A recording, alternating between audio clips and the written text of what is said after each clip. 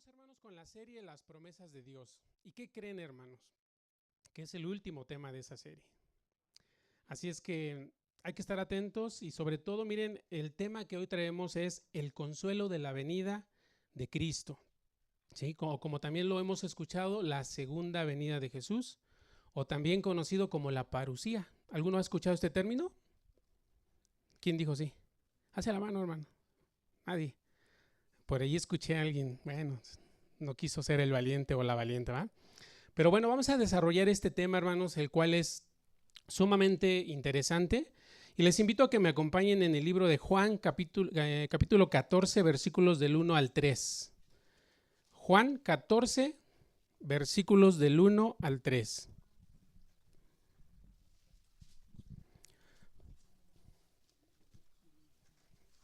Todavía tenemos fallas técnicas.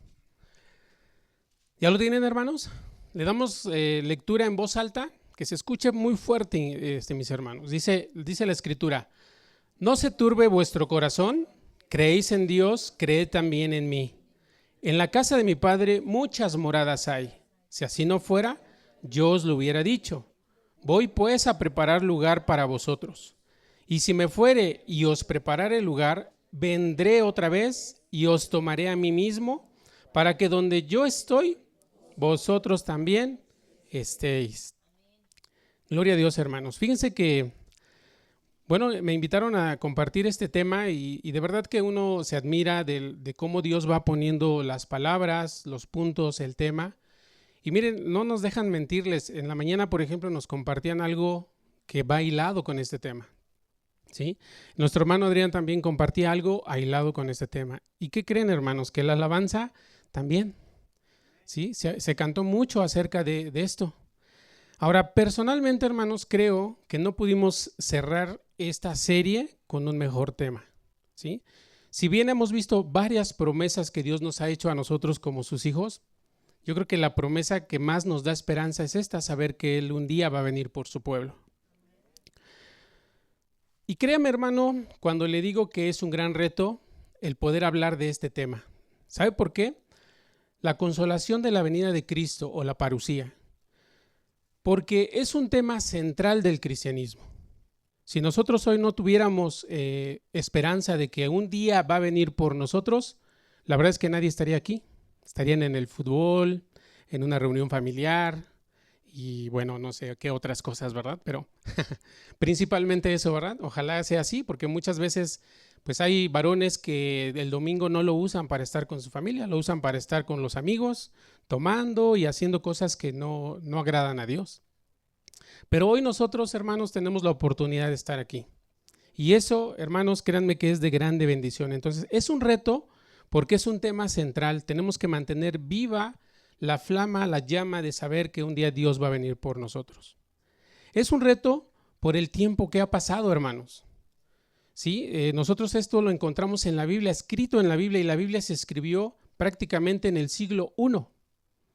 ¿Sí? Se han pasado cerca de 2000 años que se ha hablado de la segunda venida de Cristo. ¿Por qué más es un reto? Porque mucho también se ha hablado. Yo creo que más de uno de ustedes ha escuchado más de una vez el tema de la segunda venida de Jesús. ¿Cierto o no? De cualquier iglesia que vengan, lo han escuchado. También es un reto, hermanos, porque hay varias formas en las que se ha hablado y se ha presentado el tema, incluyendo novedosos temas. Y esto también incluye, por ejemplo, la escatología. ¿Alguno ha tomado algún curso de escatología? ¿Saben qué es la escatología, hermanos? ¿No? No se preocupen, de todas formas, como dice el pastor Chuy, de todas formas se salvan. Pero dice aquí que la escatología, hermanos, es la rama de la teología y la filosofía.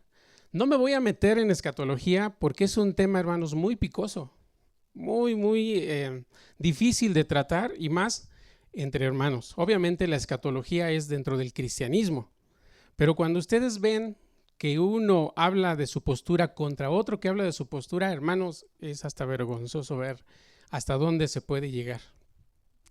Entonces, la escatología es la rama de la teología y la filosofía que estudia las últimas cosas, ¿sí?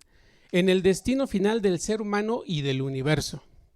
Y yo creo que también somos conscientes de que el ser humano le da una espinita por querer saber qué le depara el futuro, ¿cierto o no? Y es así que, por ejemplo, en la tele podemos ver pues adivinos, ¿no? Que les dicen de tal signo te va a pasar esto, ¿no? Hoy es tu día y cosas así. No les puedo decir más porque yo no veo tanta televisión ya. Esta palabra proviene del griego eschatos, que quiere decir hablar de lo último, y logos, que es el estudio de las últimas cosas. Abarca también temas como la muerte, como el juicio final, como la vida después de la muerte, más bien después de la vida, y el fin de los tiempos. La escatología cristiana, hermanos, se centra en la segunda venida de Cristo. La resurrección, el cielo, el infierno, el nuevo mundo, o sea, la nueva ciudad que Dios traerá para nosotros, y se divide en diferentes formas: individual, que va a hablar de la muerte, y el juicio particular. Y en forma general, el fin del mundo y el juicio final. Todo esto yo creo que no es nuevo para ustedes. Ahora, quiero que sepan, hermanos, que existen tres posturas escatológicas principalmente. La primera es el premilenialismo. Sí, yo creo que a muchos les suena, ¿verdad?, esta parte. Aquí es donde entran los dispensacionales, los históricos clásicos. Pero también hay los amileniales y también hay los postmileniales. Yo no sé en qué postura está usted, no es el tema. Y existen también 4 formas de interpretar. La primera es el preterismo, cosas que ellos los dan como ya cosas cumplidas. El historicismo, el futurismo y el idealismo, ¿sí? Todo esto, hermanos, es una parte de la introducción, y que ustedes sepan, yo sé que varios de ustedes lo saben, que así es como la iglesia cristiana habla acerca de la segunda venida. Y como les decía, el problema es cuando empezamos a dividirnos. ¿Por qué creo yo? ¿Cómo lo creo yo? ¿Cómo lo veo? ¿Cómo interpreto incluso la escritura? Sin embargo, hermanos, todas estas posturas comparten la creencia central en el regreso de Cristo. Ya sea que seas amilenial, posmilenial y todo esto, vas a converger en que Cristo va a regresar un día por su iglesia. ¿Cuántos dicen amén? ¿Y cuántos lo están esperando? Sí se escuchó, hermanos. ¿Por qué más es un reto poder hablar de este tema? Porque hay detractores, hermanos, ¿sí? Porque hay quienes dicen que Él no va a venir. ¿Por qué más? Porque no tenemos nosotros como iglesia un compromiso de estudiar lo que Dios nos ha dejado en su palabra, y muchas veces nos quedamos con las cosas que nos hablan. Yo creo, hermanos, firmemente que hoy no seríamos alabados por Dios como lo fueron los bereanos, ¿sí? Que dice la Biblia que ellos escudriñaban lo que se les hablaba. ¿Y cuántos de nosotros no lo hacemos? Obedecemos y abrazamos todo lo que se nos dice desde este lugar. ¿Es correcto? No del todo, porque tenemos nosotros que ir a la Escritura a confirmarlo, ¿sí? ¿Por qué más es un reto? Porque dentro de 1 Corintios 11:26, si lo quiere buscar, si no, no se preocupe, dice, aquí hay un apartado, hermanos, que dice: así pues, todas las veces que comieses este pan, ¿de qué está hablando? De la Santa Cena. Y bebieres esta copa, la muerte del Señor anunciáis hasta que Él venga. Quiere decir, hermanos, que nuestro límite para poder hablar de las cosas de Dios va a ser el día en que Él venga por su iglesia. ¿Cuántos dicen amén?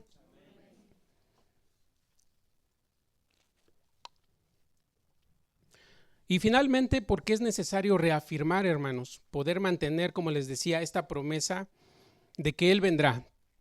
Entendemos, hermanos, y vemos incluso pues muchos hermanos que ceden su servicio, ceden su tiempo de congregación, dejan todo y dicen, bueno, es que yo no veo nada más, ¿no? Obviamente también el compromiso de las diferentes iglesias, que también lo vamos a ver más adelante, del por qué la iglesia puede llegar a enfriarse.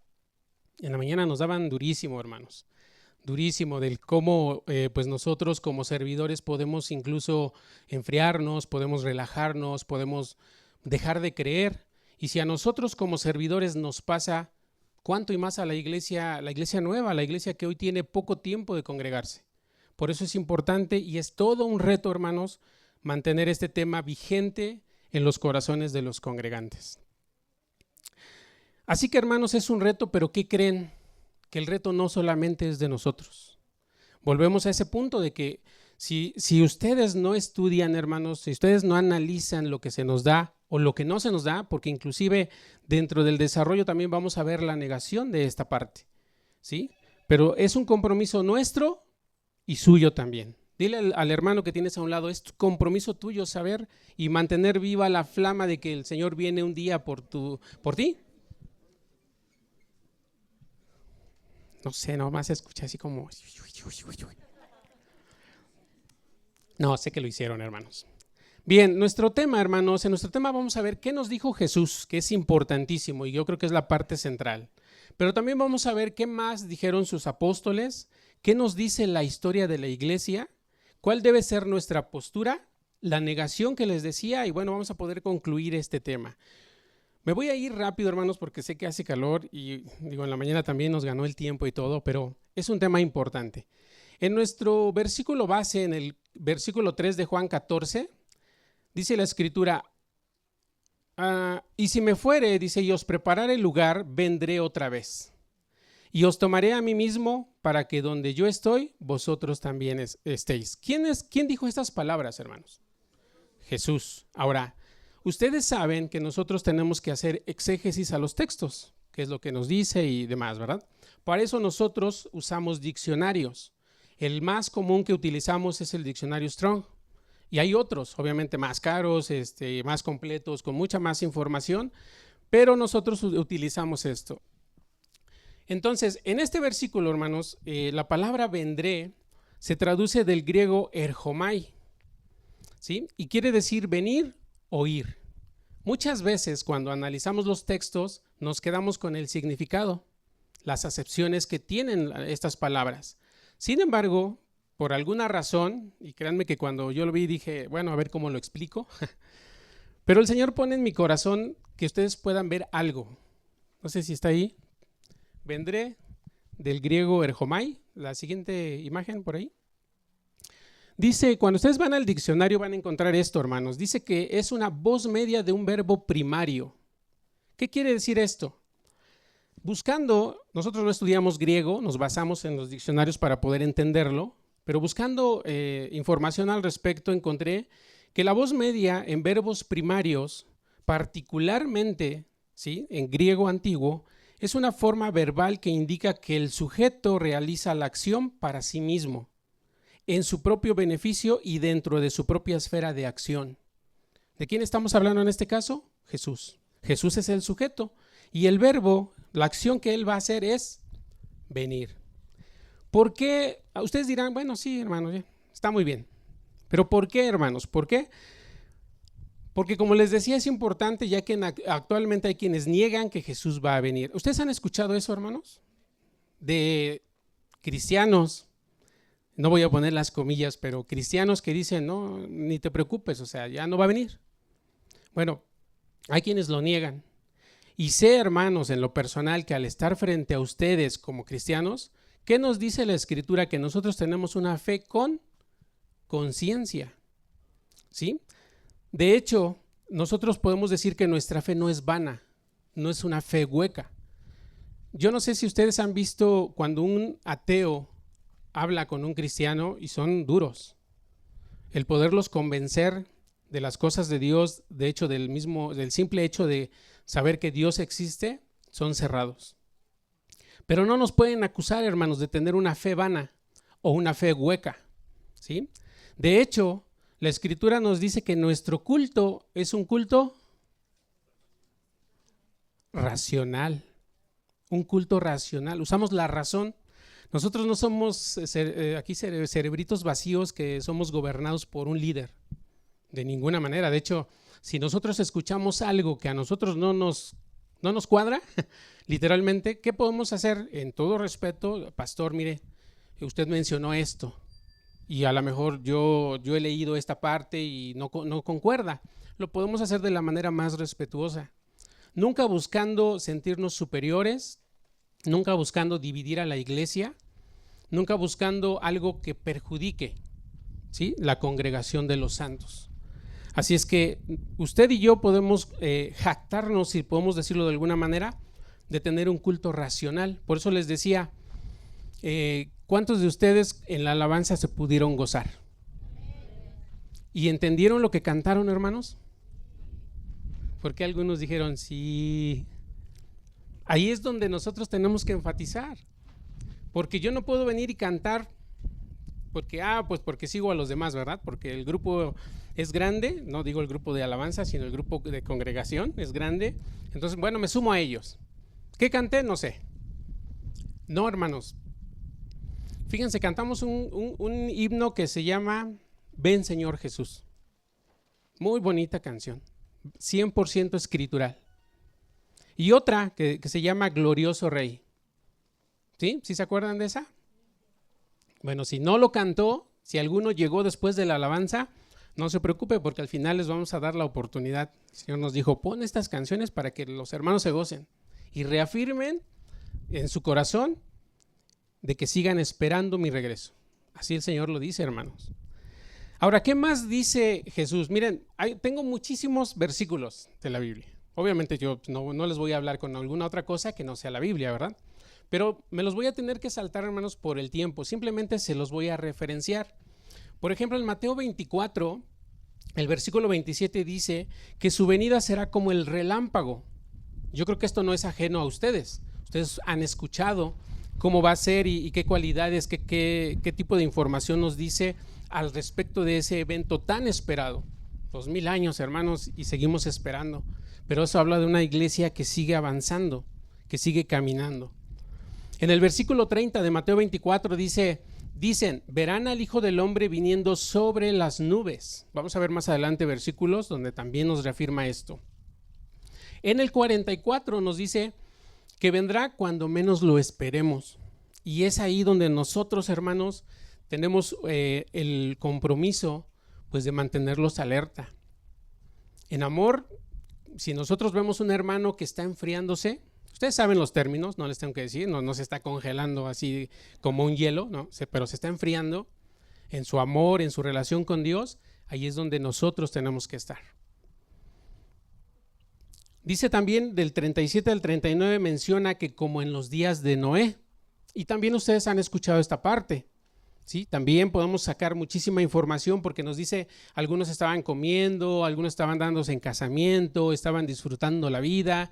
Y sí, hermanos, hoy lo vemos hoy con mucha más razón. Pero bueno, ahí están los versículos.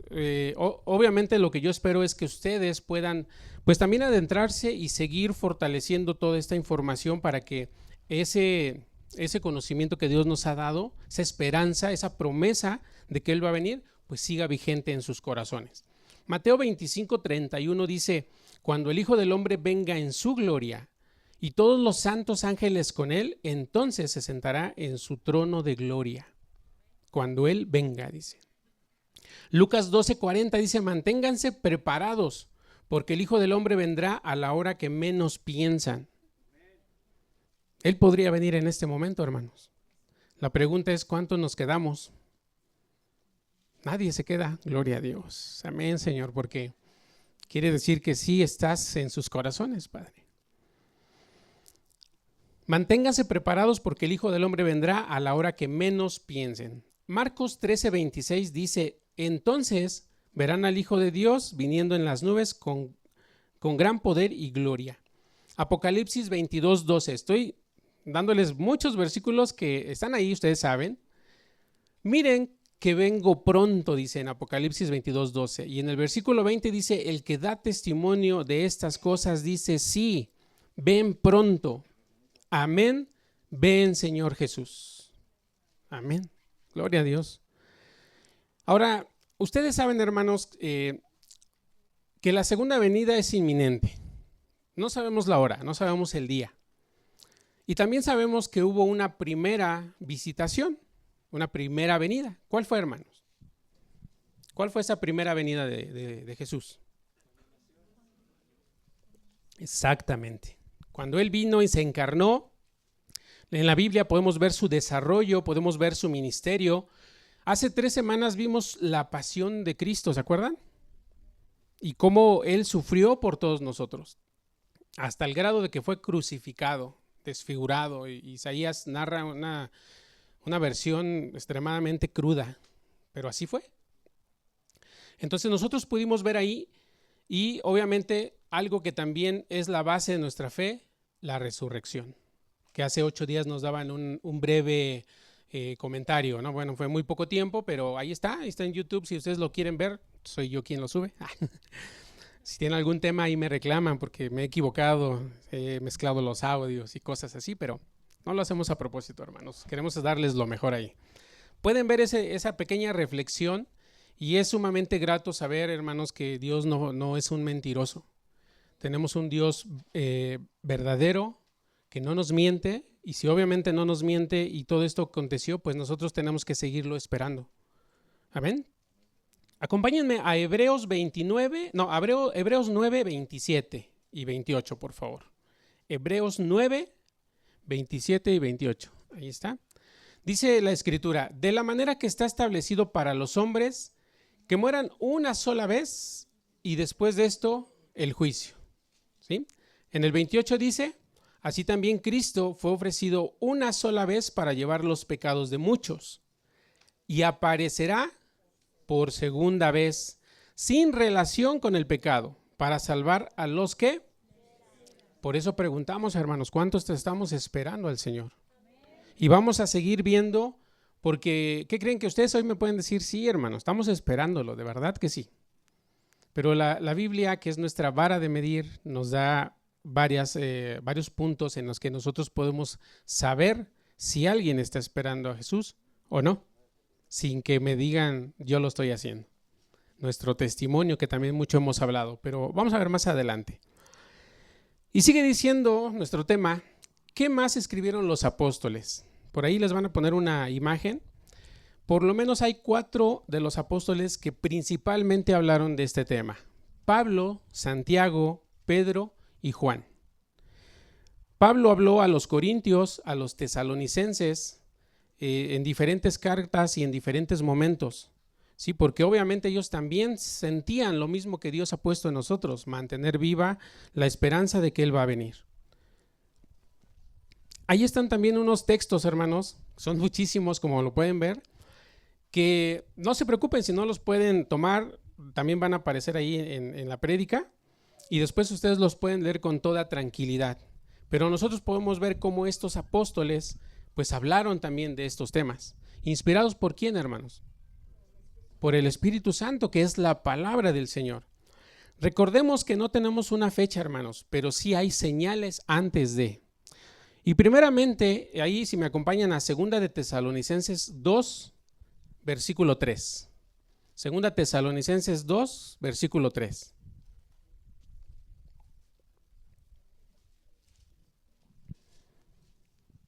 Ya lo tienen, ¿verdad? Dice la Escritura, y si no, aquí también está, hermanos. Dice la Escritura: nadie os engañe. Ya desde aquí nosotros tenemos que prender nuestra alerta. ¿Por qué? Porque obviamente va a venir quien los va a engañar, al grado de que ustedes podrían de su boca confesar que Jesús no va a venir. Por eso dice: nadie os engañe en ninguna manera, porque no vendrá sin que antes venga la apostasía. Pregunta: ¿estamos viviendo tiempos de apostasía? De hecho, en la Biblia la pueden encontrar. La Biblia que les digo fue escrita en el siglo I. Ya vemos que la apostasía ya estaba. Imagínense, 2000 años después, el número de personas que han negado la fe. Por eso cuando en la mañana nos hablaba, ¿no? Si ustedes ven a un hermano que ya no se congrega, una llamada, un mensaje, oren por esos hermanos. Yo en lo personal, hermanos, mi oración es: si están en otra iglesia, Señor, allá úsalos, allá háblales, donde quiera que estén, no tiene que ser aquí. Por eso es que también les decimos: pídanle a Dios si esta es la iglesia donde ustedes se van a congregar, pero si no, allá donde Él los tenga. Lo doloroso, hermanos, es aquellos que se van de la iglesia y no están siguiendo al Señor, no lo siguen buscando y niegan su fe. Llegan al punto, rayan inclusive en el ateísmo. ¿Sí? Entonces, eso es lo que preocupa, hermanos. Entonces este versículo dice, nadie os engañe en ninguna manera. La única manera es conociendo su palabra. Porque no vendrá sin que antes venga la apostasía y se manifieste el hombre de pecado, el hijo de perdición. ¿Qué otra señal vemos? Miren, y esto para que ustedes vean, hermanos, que a veces no reflexionamos, porque esto cuando lo leemos es doloroso, si vemos entre líneas. Por ejemplo, acompáñenme a Apocalipsis capítulo 6 del 9 al 11. Una de las señales que en estos versículos vamos a ver es que hay un número que se debe de completar y no precisamente es un número total de creyentes, sino de qué creen, hermanos. Aquí lo vamos a ver, ¿ya lo tienen?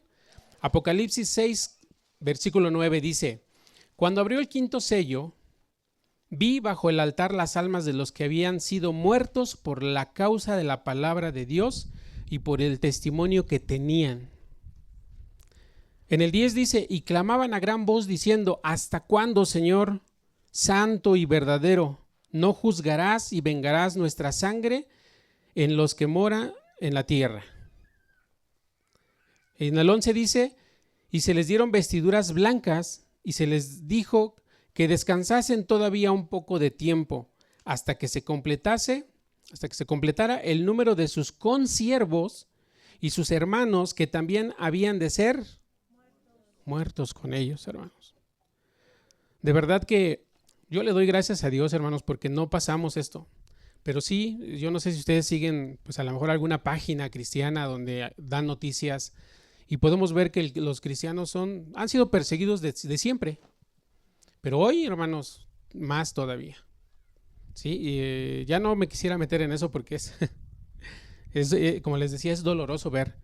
Pero uno de las señales es que el número de mártires se debe de completar. Y aquí la Biblia nos dice, todavía hoy va a haber quienes mueran por causa del nombre de Jesús. Yo he visto noticias donde hablan de pastores que son asesinados en comunidades, en ciudades donde el cristianismo no es bien visto, no es bien recibido. Por eso les decía, nosotros somos bendecidos. Miren, hermanos, de verdad. No tenemos un lugar, pero tenemos un espacio donde cantamos, brincamos, servimos al Señor, escuchamos de su palabra y terminamos y nos podemos retirar pacíficamente. Que Dios nos guarde de verdad hasta el tiempo que, si Él viene y si no, el tiempo que estemos aquí. Amén. Algo que también, hermanos, en Santiago 5:7, acompáñenme ahí. Santiago capítulo 5, versículo 7. Que esto es algo que muchos de los hermanos que se han ido, pues han carecido de esto, ¿eh? Pero dice Santiago 5:7, por tanto, hermanos, acuérdense que siempre es dirigido a la familia de la fe. Aquel que ha dicho, yo creo en Cristo, yo le he entregado mi vida, yo soy un cristiano. Por tanto, hermanos, tened paciencia hasta la venida del Señor.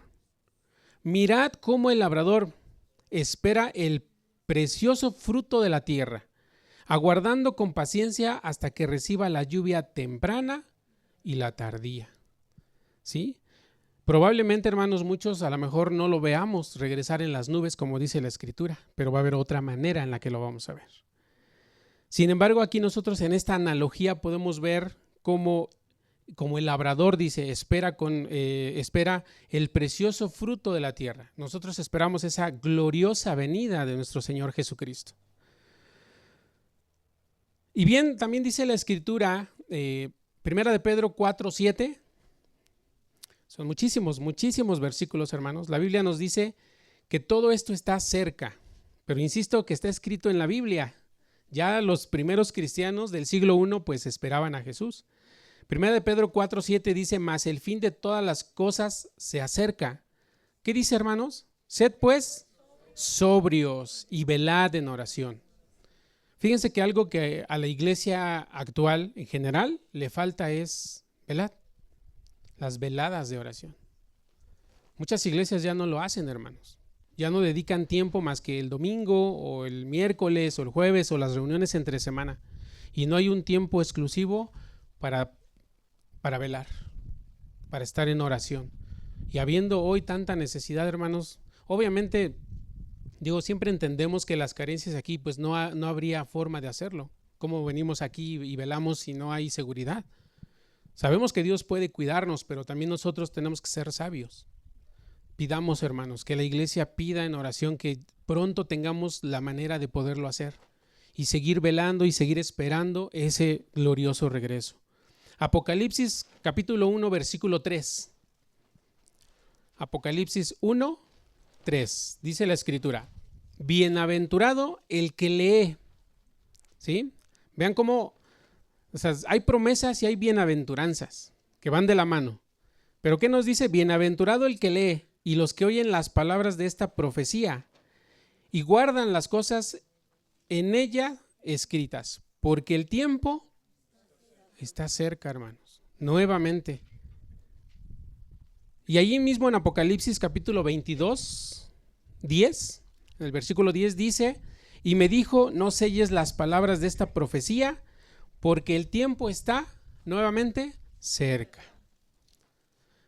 Nosotros sabemos y podríamos pensar, hermanos, como les digo, pues muchas veces muchos nos desanimamos, pero recordemos también que los tiempos no los medimos igual que Dios los mide.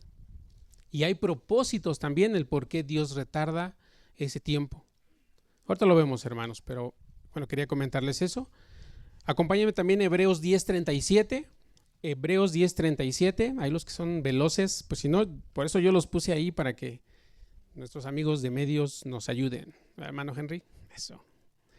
Hebreos 10:37 dice: porque aún un poquito, dice, ¿sí? Y el que ha de venir, vendrá y no tardará. Romanos 13:12 dice: la noche está avanzada y se acerca el día. Desechemos pues las obras de las tinieblas y vistámonos las armas de la luz. ¿Cómo es que nosotros debemos estar esperando al Señor? Con esas armas, que es la oración, que es el velar, el estar en comunión con los hermanos, ¿sí? Pero acuérdense de esas palabras: la noche está avanzada. Filipenses 4:5. Dice la escritura: vuestra gentileza sea conocida de todos los hombres. El Señor está cerca. Y miren lo que nos pide, hermanos. ¿Qué les pide? ¿Qué les pide a ustedes y a mí? Que seamos, ¿qué? No gentiles de que seamos, de por sí gentiles somos, ¿verdad? Porque no, nadie es judío, ¿sí? ¿Aquí hay algún judío? Nadie. Somos gentiles. Pero habla de la gentileza, el trato, hermanos. El trato es lo que el Señor nos pide.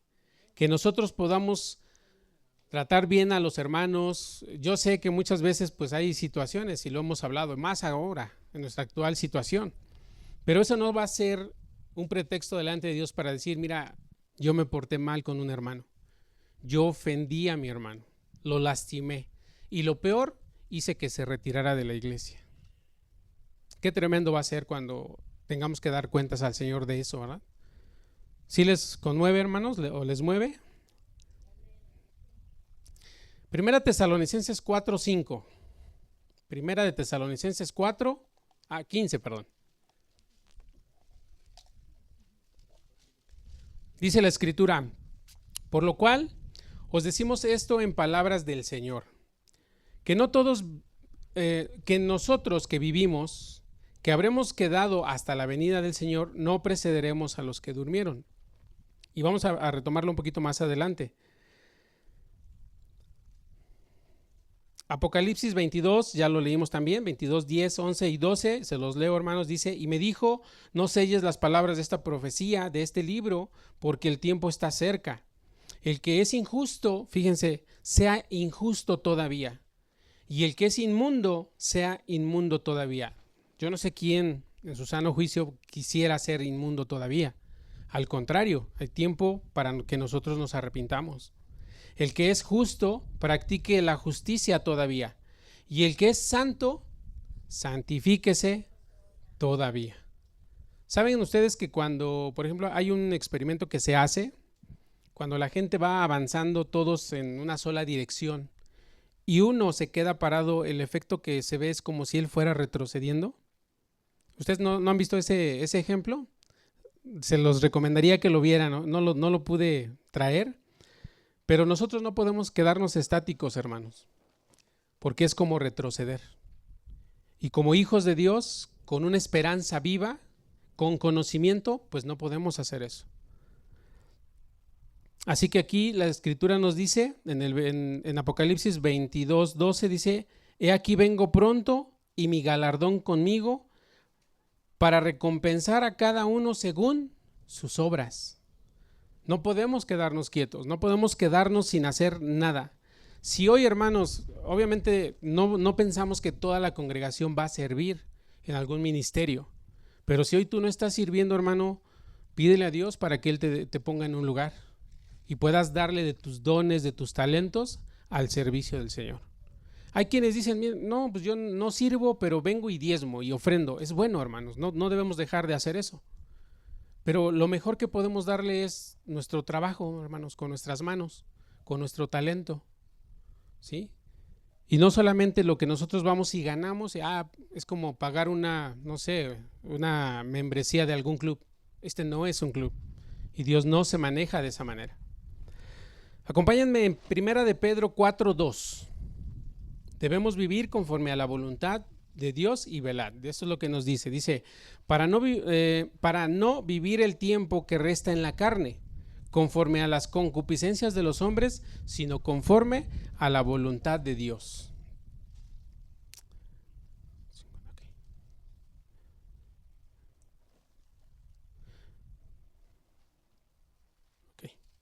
En 2 de Pedro 3:11 y 12 dice: puesto que todas estas cosas han de ser desechas, ¿cómo no debéis vosotros andar en santa y piadosa manera de vivir? Santa y piadosa manera de vivir. Sí, obviamente pues aquí nosotros sabemos que la piedad pues incluye todo lo que como cristianos somos: la lectura de la palabra, la oración, el congregarnos, etcétera, etcétera, etcétera. Esperando y preocupándoos por la venida del día de Dios, en el cual los cielos encendiéndose serán deshechos y los elementos siendo quemados se fundirán, perdón.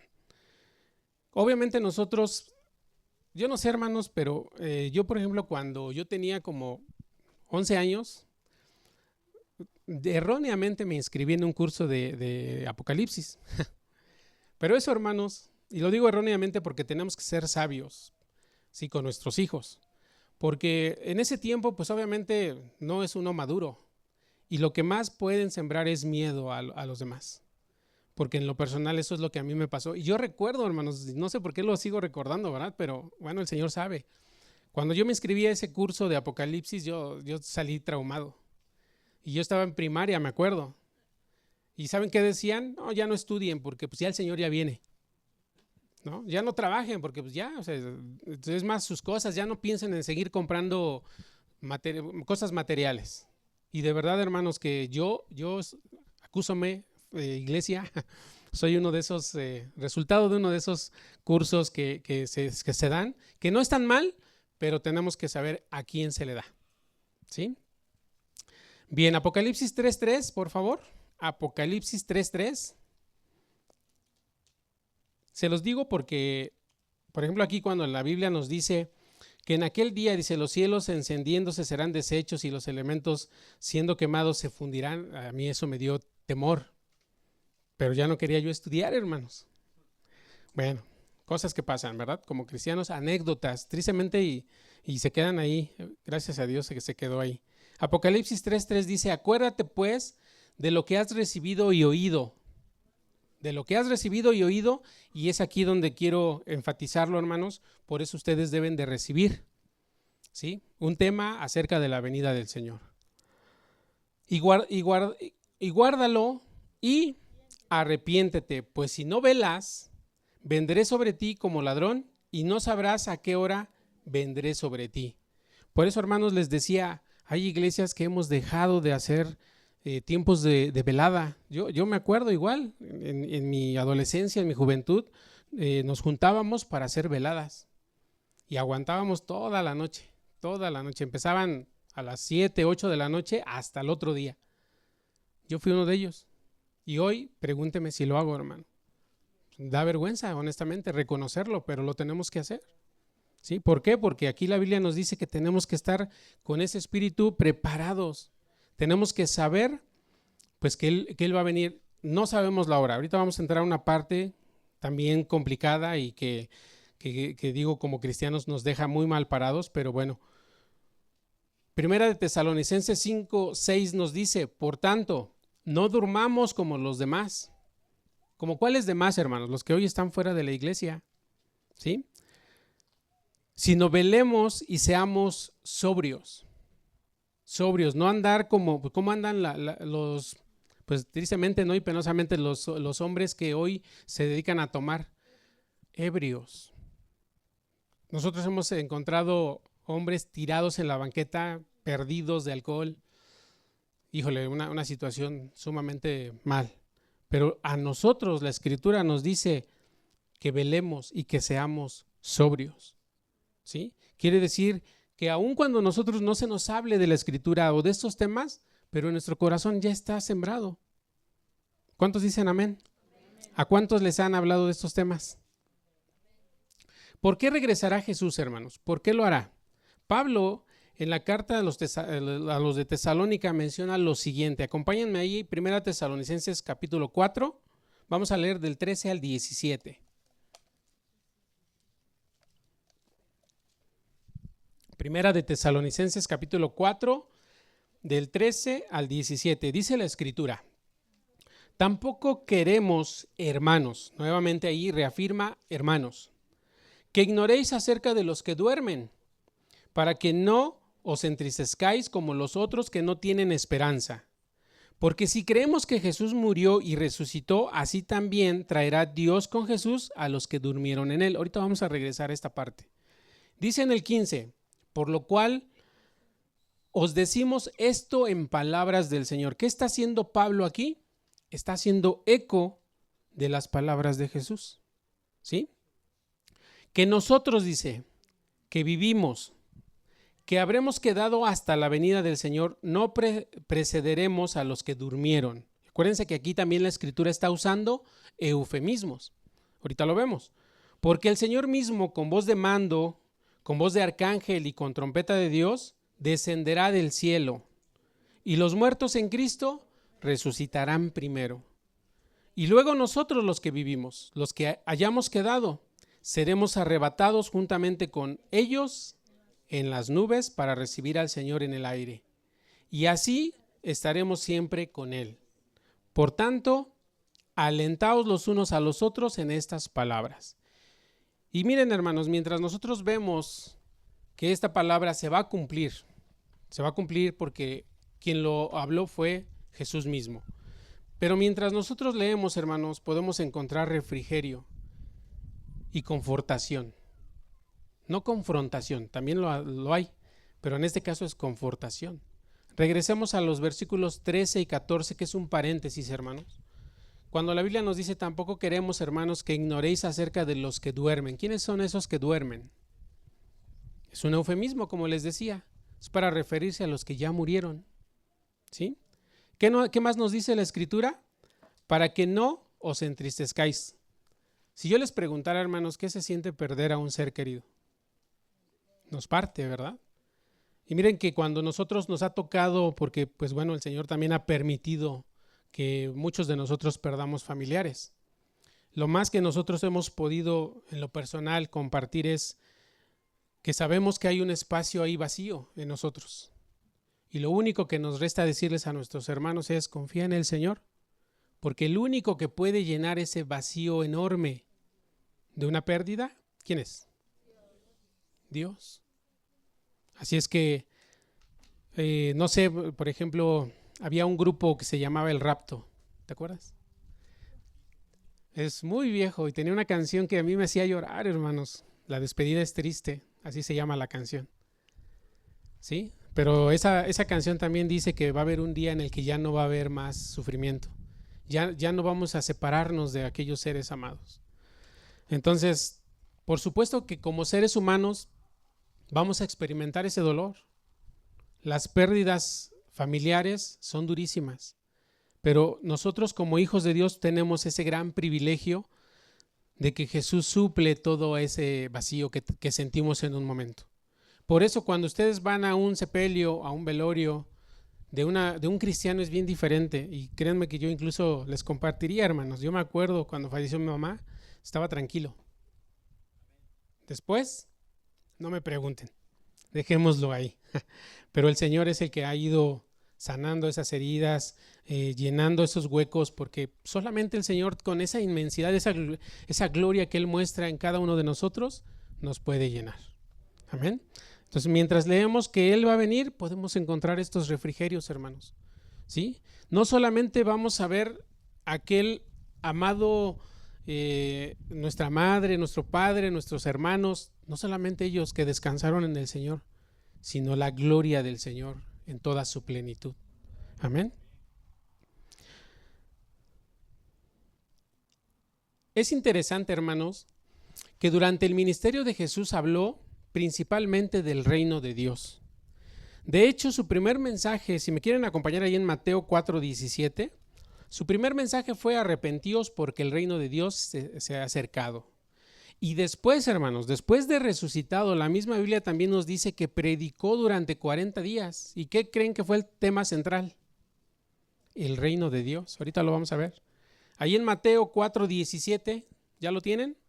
Dice la Escritura: desde entonces comenzó Jesús a predicar y a decir. ¿Qué dijo? Arrepentíos porque el reino de los cielos se ha acercado. Ese fue cuando Jesús empezó su ministerio.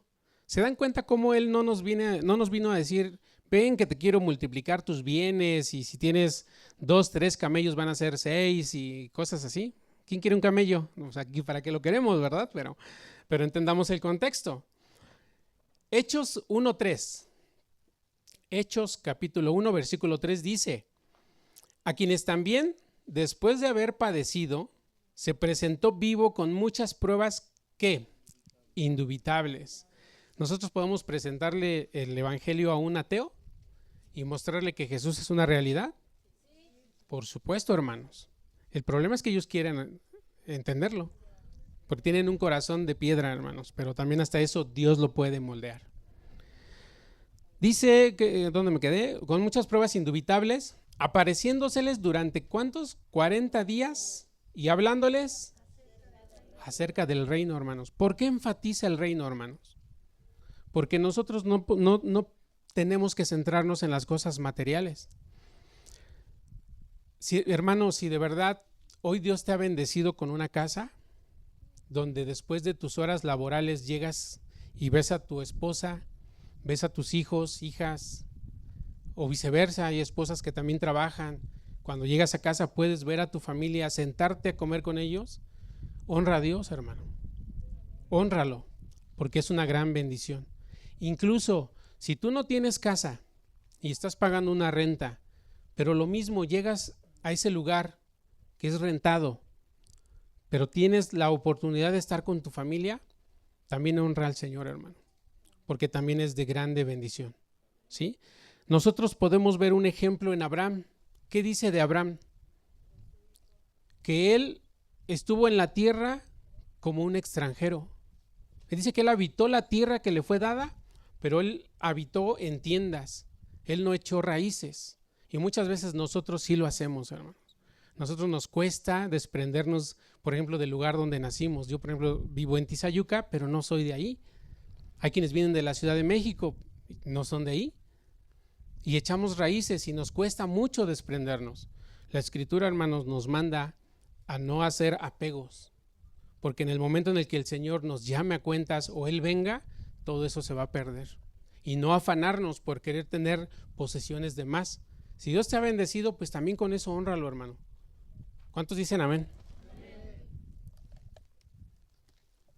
Les insisto que el tema central de Jesús fue el reino de Dios.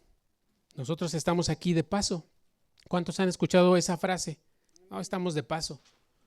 Alguien se nos adelantó. ¿Por qué? Porque nosotros también vamos para allá. Nos dice también, hermanos, en la historia de la iglesia acerca de la parusía. ¿Qué quiere decir? Que así como en la Escritura lo encontramos, hermanos, también en la historia de la iglesia podemos encontrar que se hablaba de la segunda venida. ¿Cuántos vienen de la iglesia católica? ¿Alguien puede levantar su mano? Son varios. ¿Y eran buenos católicos o no, hermano? ¿No? Se los digo, y aquí no quiero que me tomen a mal. ¿Sí? ¿Por qué? Porque, por ejemplo, ¿cuántos saben el credo? ¿Se lo saben? En el credo, hermanos, no se los voy a preguntar, no se preocupen.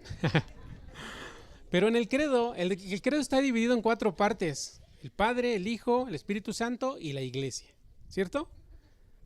Ahorita les voy a decir por qué hago uso de eso. Pero en el credo, hermanos, está plasmado la segunda venida. En la última parte donde habla del Hijo, dice, y resucitó al tercer día, ¿sí?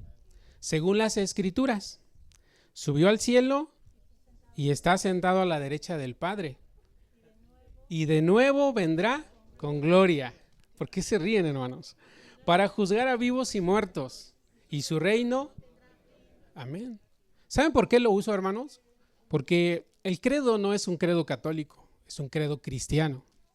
Pertenece al desarrollo de la iglesia primitiva o la iglesia del primer siglo incluso. De hecho, el credo fue formado en el 325, ¿sí? Y pertenece, como les decía, a lo que es conocido como la iglesia indivisa, previo a la división, al gran cisma que se dio cuando la iglesia se separó. Nosotros venimos de ahí, ¿sí? Sin embargo, bueno, yo sé que muchas veces hay reticencia al decir, el catolicismo, ¿no? Y las malas experiencias que se tienen. No se preocupen, hermanos. También en el cristianismo hay muy malas experiencias, ¿sí? Pero esto, por eso les decía, en la historia de la iglesia también se habló acerca de la segunda venida. Y está ahí en el credo. La Biblia, pues obviamente, ustedes saben que también es considerado un libro de la historia, parte de la historia. Si bien no nos va a hablar de temas muy específicos, sí nos va a hablar de lo central que fue la fe cristiana. Y todo lo que está escrito ahí, pues fue recabado en el siglo I, por eso se considera que es un libro muy temprano y creíble 100%. ¿Sí? Entonces la historia también, hermanos, habla acerca de la segunda venida de nuestro Señor Jesucristo.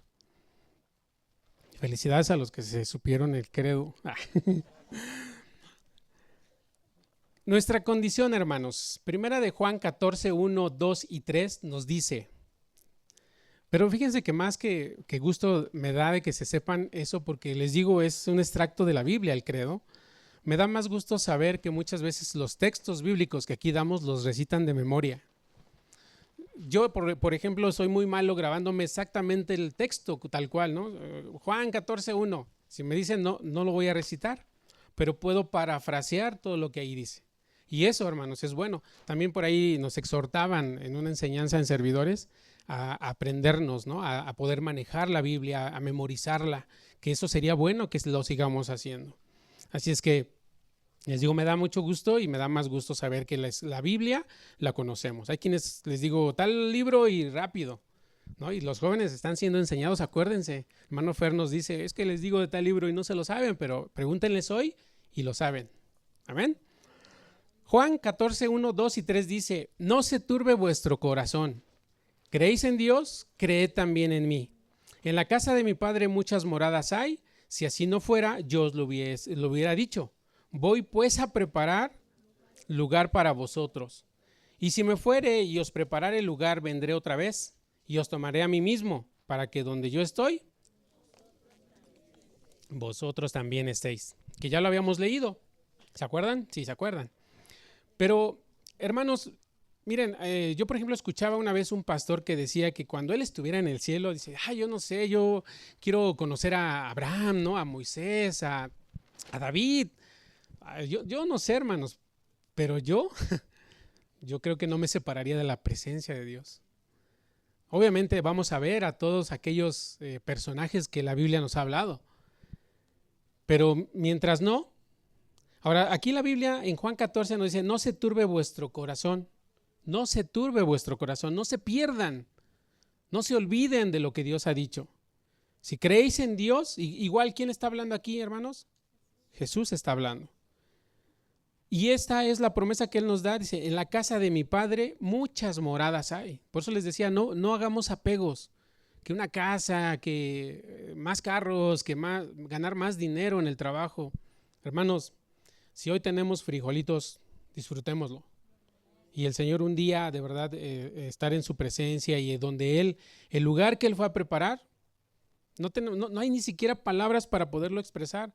Aun cuando Apocalipsis nos dice, son calles con perlas, ¿no? Con diferentes colores, hay un mar cristalino, hay un árbol de la vida. Sí, que de verdad las palabras nos quedan cortos para poder expresar todo lo que ahí nos dice. Entonces, ¿por qué a veces pues nos aferramos a algo material? Dice la Escritura, si así no fuera, si esto no fuera real, hermanos, Jesús nos lo hubiera dicho. Pero, sin embargo, Él culmina sus palabras diciendo, voy pues a preparar lugar para vosotros. ¿Para qué? Hubo una separación entre Él y nosotros. Hoy nuestra relación es mediante el Espíritu Santo. Pero dice que un día Él vendrá otra vez por nosotros. Y entonces vamos a poder disfrutar de eso. Yo sé que muchas veces esta parte hay iglesias pseudocristianas que lo usan para engañar a la gente. Mira las calles, cómo van a ser, ¿no? Y todo lo que va a haber, calles de oro, dice, ¿no? Entonces, pero no es la centralidad, hermanos. No es la centralidad. Sí va a ser algo hermoso, pero lo más hermoso es estar en su presencia. De hecho, hoy experimentamos eso, hermanos. Yo me asombro, de verdad, se los digo, cómo podemos gozarnos delante de Dios en un lugar así. Que de repente vienen los aires y se levantan los remolinos. Me acuerdo, el año pasado, creo que nos pasó, que aquí era una cascada de agua y estábamos tocando, felices, tocándole al Señor, cantándole a Él, sirviéndole a la iglesia. Eso es, hermano, algo que en lo personal yo lo comparto y abro mi corazón para ustedes, porque yo veo esas cosas, ¿sí? Ahora, vamos a entrar a la última parte. No sé cómo voy de tiempo, si ya me tardé un poco. La negación de la parusía. La negación no solo se considera de forma directa como aquel que dice Jesús no va a venir, sino también, hermanos, es considerada la reinterpretación. Hay quienes dicen, ay, mira, es que el texto dice esto, pero ya pasó tanto tiempo y no ha llegado, no ha venido. Y buscan interpretar de una nueva manera. Eso también es negación, hermanos, ¿sí?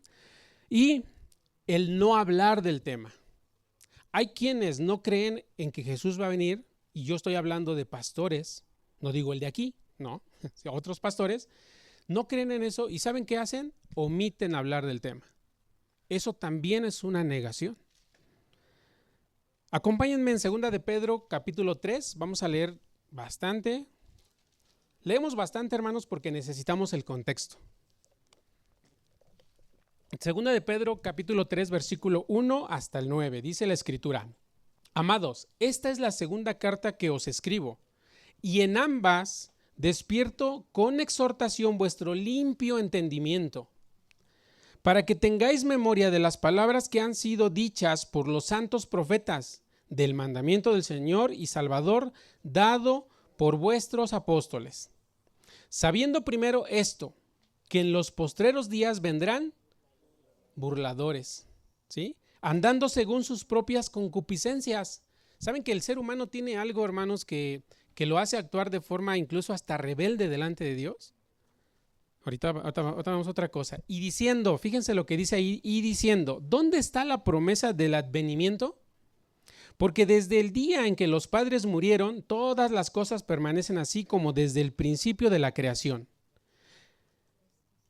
Estos ignoran voluntariamente que en el tiempo antiguo fueron hechos por la palabra de Dios los cielos y la tierra, que provienen del agua y por el agua subsisten, por lo cual el mundo entonces pereció anegado en agua. Pero los cielos y la tierra que existen ahora están reservados por la misma palabra, guardados para el fuego del día del juicio y de la perdición de los hombres impíos. Mas, oh amados hermanos, no ignoréis esto, que para el Señor un día es como 1000 años, y 1000 años como un día. El Señor no retarda su promesa, hermanos. Acá está escrito, yo solo estoy leyendo. El Señor no retarda su promesa, según algunos tienen por tardanza, sino que es paciente para con nosotros, no queriendo que ninguno perezca, sino que todos procedan Esta es la finalidad, hermanos, que todos podamos arrepentirnos. Por eso, en la mañana que nos hablaban, es muy cierto, hermanos. Muchas veces nos hemos enfriado, hemos visto hermanos que han dejado de congregarse y no somos para ir por ellos. No somos para orar por ellos, para traerlos de nuevo. No nos preocupa que si el Señor viene, Él se quede. Que Él no sea de ese número de escogidos. Entonces, podemos ver que la Biblia nos dice, ahí lo leímos en el versículo 4, y diciendo, ¿dónde está la promesa? ¿Por qué? Porque el libro de Segunda de Pedro, hermanos, fue escrito entre el año 65 y 68 después de Cristo. Y ya había quienes hacían esta pregunta, hermanos. ¿Ustedes creen que hoy no hay quienes preguntan esto? ¿Y cuándo va a venir tu Cristo? ¿Cuándo va a ser el día en el que ustedes se vayan? Nosotros no tenemos prisa. Nosotros confiamos y esperamos. Porque de hecho, les digo, la Biblia nos dice, nos dice que va a pasar. ¿Cuándo? No sabemos.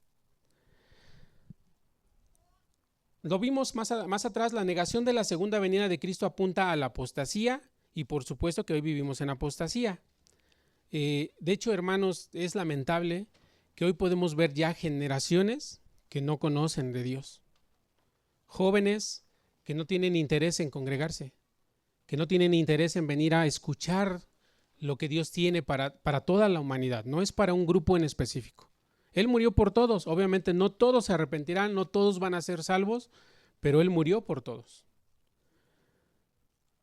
Segunda de Tesalonicenses 2:3 dice, nadie os engañe en ninguna manera porque no vendrá sin que antes venga la apostasía y se manifieste el hombre de pecado, el hijo de perdición. Ahora, aquí hay algo, hermanos, que fíjense, la reinterpretación dando fechas falsas para la parusía. Lo primero que quiero que veamos es, por ejemplo, si me acompañan ahí en Marcos capítulo 13, versículo 32. Marcos, ya casi terminamos, hermanos. Capítulo 13, versículo 32. Y vamos a leer también Mateo 24, 36. Hay algo que quiero que ustedes vean aquí, hermanos. Ya está ahí. Dice la Escritura, pero de aquel día y de la hora nadie sabe, ni aun los ángeles que están en el cielo, ni el Hijo, sino el Padre. Pregunta, el Hijo, dice ahí la Escritura que el Hijo no sabe. ¿Saben ustedes que aquí hay quienes, por ejemplo, testigos de Jehová? Por eso dicen que Jesús no es Dios. ¿Sí? ¿Por qué? Porque dice que aquí hay algo que Él no sabe. Y usan este versículo para atacar la fe cristiana. ¿Sí? Ahora acompáñenme en Mateo 24, 36. Mateo 24, 36. ¿Ya está ahí también? Dice la Escritura, pero el día y la hora nadie sabe, ni aun los ángeles de los cielos, sino solo el Padre. ¿Cuál es la diferencia, hermanos? La diferencia es que en Marcos sí incluye esa palabra que dice ni el Hijo. Aquí hay de dos, que eso es algo que nosotros debemos de saber. Acuérdense que la Biblia dice que nosotros debemos de estar preparados para presentar defensa de nuestra fe. Y si nos preguntan, bueno, pero sí, aquí la Biblia dice eso. Bueno, hay dos posibles respuestas a esto. La primera es que todos sabemos que Dios limitó su conocimiento cuando Él vino y pisó la tierra, ¿cierto o no? ¿Y lo sometió a quién? Al Padre, ¿sí? Entonces Él hacía lo que el Padre le mandaba. Entonces esto puede casar en eso. No sé si allá pueden regresar el capítulo anterior, Marcos 13, 32.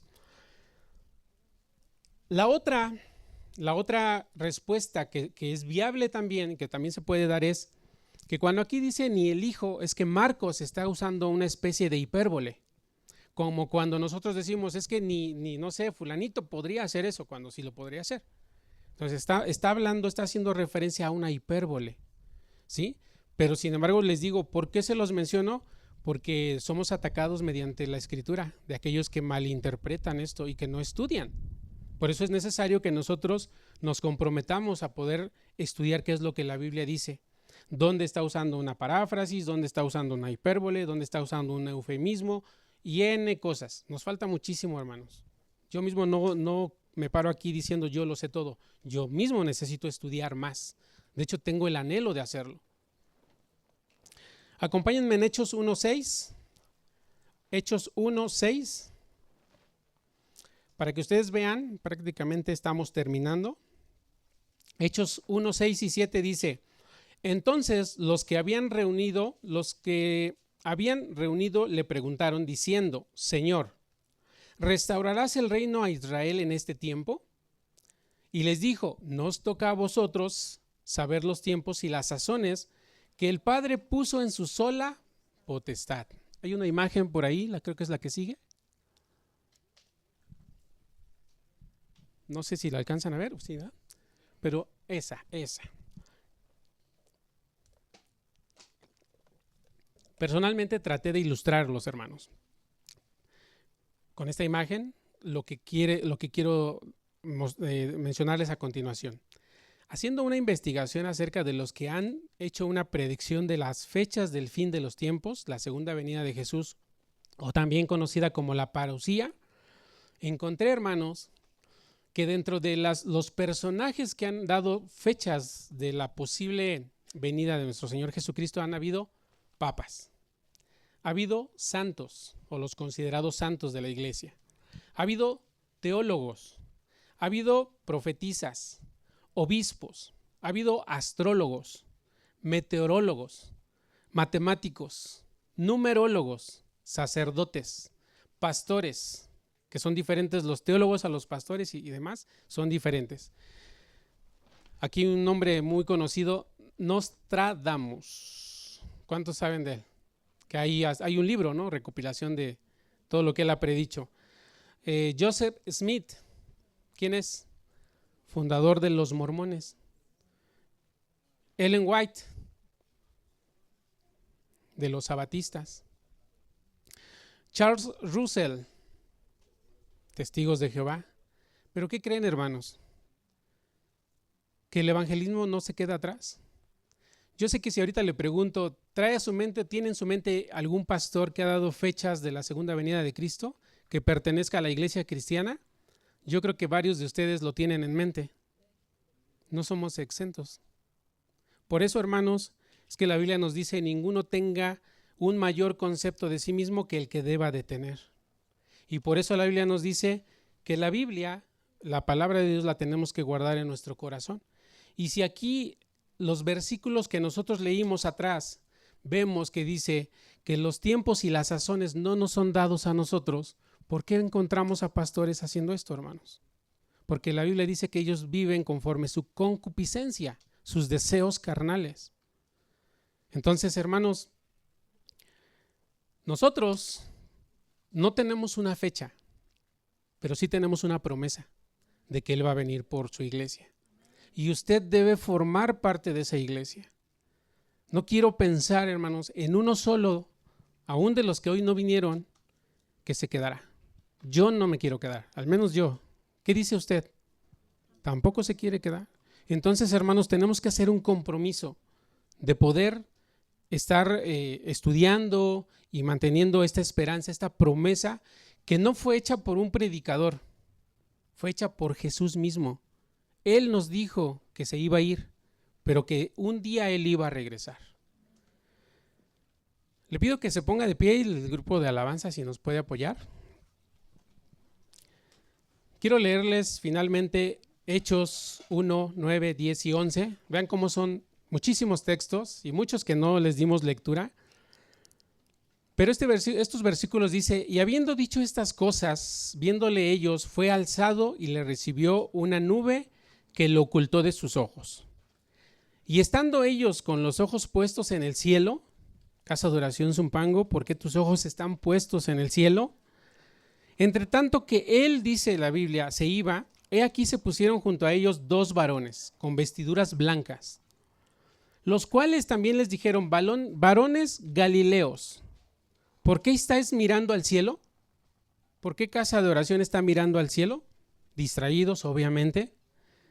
Este mismo Jesús, dice la Escritura, que ha sido tomado de vosotros al cielo. ¿Qué dice, hermanos? Así vendrá como lo habéis visto ir al cielo. Gracias a Dios, de verdad, hermanos, porque Como les decía, podemos cerrar con este tema, con una promesa maravillosa. Una promesa que nos sigue dando esperanza, pero que también nos está poniendo muchos retos. Ya vimos cómo tiene que ser nuestra espera. No sentados, no a la expectativa, sino activos, 100% activos. Más leyendo su palabra, más congregándonos, más siendo misericordiosos con los hermanos, orando por ellos, preocupados por aquellos que hoy no están. Son muchos hermanos.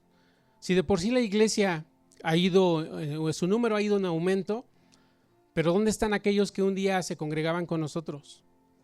¿No nos duele ver que muchos se pueden quedar? Que probablemente si el Señor venga en estos días, en estos momentos, jamás los volvamos a ver. Y cuando estamos frente a nuestra familia, a nuestros amigos, ¿por qué no compartirles, hermanos? Si bien hay quienes tienen corazón endurecido, sabemos que Dios lo puede hacer un corazón de carne nuevamente. Tenemos que reflexionar. Hace rato que nos hablaban en la mañana, yo anoté varias cosas que se nos daban. Tristemente está en el celular, no lo puedo leer, pero los que estuvieron en la mañana no me van a dejar mentir que son palabras de aliento, palabras que también nos animaron a seguir adelante en espera de esta gran promesa, hermanos.